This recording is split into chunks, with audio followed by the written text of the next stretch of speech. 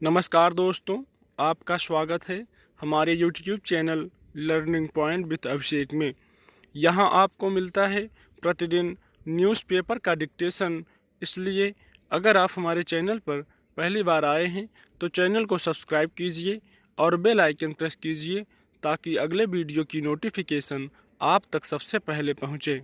Video को like कीजिए, अपने दोस्तों को शेयर कीजिए और अंत में हमें कमेंट करके ज़रूर बताइए कि आपको ये डिक्टेशन कैसा लगा। आज का टॉपिक है बैंकों का संकट। Ready, start.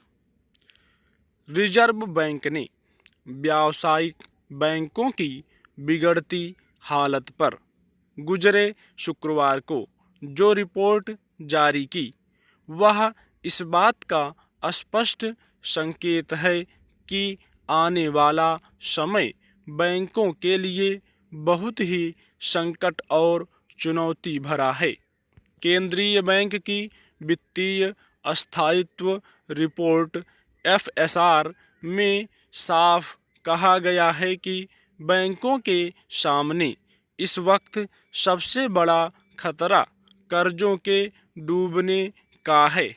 इसमें कोई संदेह नहीं कि कोरोना महामारी ने देश की अर्थव्यवस्था को जिस तरह से चौपट किया है, उसका प्रभाव वित्तीय और बैंकिंग क्षेत्र सहित अर्थव्यवस्था के हर क्षेत्र पर पड़ा है। भारत के ज़्यादातर बड़े छोटे सरकारी बैंक पहले ही से NPA के बोझ से कराह रहे हैं और किसी के पास इसका कोई समाधान नहीं है, सिवाय इसके कि बैंकों को संकट से उबारने के लिए सरकार बार बार बैंकिंग क्षेत्र में पैसे डालती रहे। ऐसे में रिजर्व बैंक की रिपोर्ट जिस खतरे की ओर इशारा कर रही है, वह वाकई गंभीर है।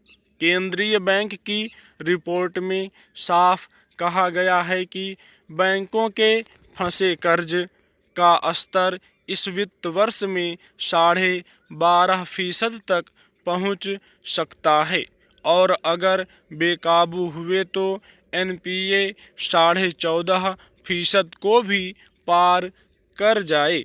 पिछले वित्त वर्ष में यह 8.5% था। कोरोना महामारी ने सिर्फ भारत ही नहीं, पूरी दुनिया की अर्थव्यवस्था का भट्ठा बैठा दिया। 3 महीने की पूर्णबंदी से लाखों उद्योग धंधे बंद हो गए। अर्थव्यवस्था की जान माने जाने वाले होटल, विमानन, रियल एस्टेट और विनिर्माण जैसे क्षेत्रों को भारी धक्का लगा है। निजी क्षेत्र में लाखों लोगों की नौकरियां चली गईं और वेतन कटौती जैसे कदम ने भी लोगों के पसीने छुड़ा दिए। ऐसे में पूर्णबंदी के खत्म होने के बाद अब सबसे बड़ा संकट यही बना हुआ है कि बंद कारोबार दोबारा चालू कैसे हों। बाजार में नकदी का प्रवाह एकदम ठहर सा गया है। बैंकों की हालिया समस्या भी यहीं से शुरू हुई। जो कर्ज पहले दे रखे थे, उनकी वसूली रुक गई। मकान, वाहन, शिक्षा और कारोबार आदि के लिए दिए गए कर्जों की वसूली अब अनिश्चितता के भंवर में फंस गई है। भारत की अर्थव्यवस्था पहले से ही मंदी का सामना कर रही थी।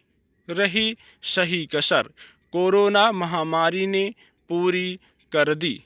कृषि क्षेत्र को छोड़ दें तो अर्थव्यवस्था के सभी प्रमुख क्षेत्रों जैसे विनिर्माण, निर्माण, बिजली, इस्पात, सेवा क्षेत्र आदि की स्थिति बहुत खराब है।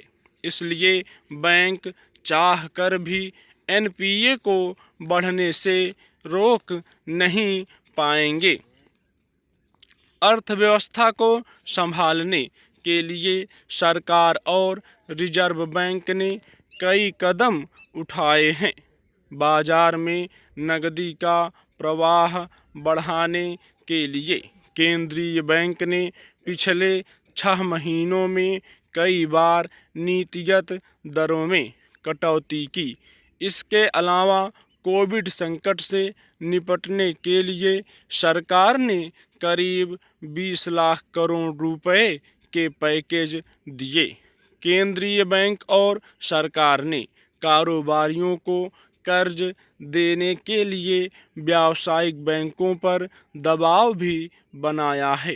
बैंकों के एनपीए संकट को हल्के में इसलिए नहीं लिया जा सकता क्योंकि इसकी परिणति बैंकों के डूबने के रूप में सामने आती है और इस दुष्चक्र में खाता धारक ही मारे जाते हैं। लेकिन यह भी बड़ा सवाल है कि अगर कर्ज देने वाले ही डूबते कर्ज के बोझ से दबते जाएंगे तो बैंकिंग व्यवस्था कैसे चल पाएगी और बैंक कर्ज देने का जोखिम नहीं लेंगे तो कारोबार कैसे करेंगे।